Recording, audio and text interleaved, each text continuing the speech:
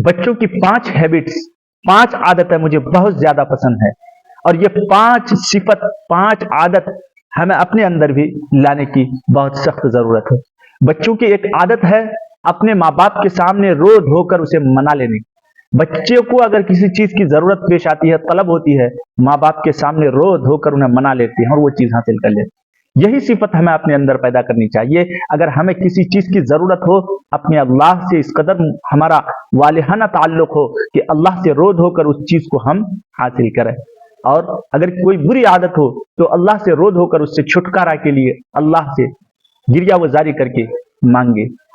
दूसरी सिफत बच्चों की मिट्टी से खेलने की आदत है। मिट्टी से खेलने की आदत ये हमें इस बात की तरफ मुतवज्जे करता है कि इंसान को गुरूर नहीं करनी चाहिए, तकब्बुर नहीं करनी चाहिए। हमारी असल हकीकत मिट्टी ही है और फिर इसी मिट्टी में मिल जाना है, आज मिट्टी के ऊपर और कल मिट्टी के नीचे। तो तकब्बुर की सिफत को खत्म करता है बच्चों की इस सिफत से, मिट्टी से खेल।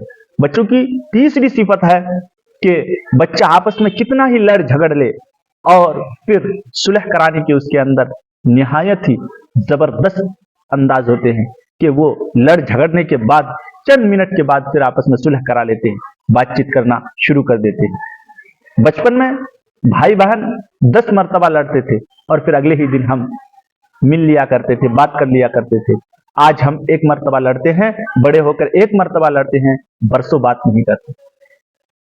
नंबर 4 बच्चों की सिफत है मिल बांट कर खाने की, कि जो कुछ भी उसके पास होता है आपस में मिल बांट कर खाकर खत्म कर देते हैं। यही सिफत हमें अपने अंदर पैदा करनी है।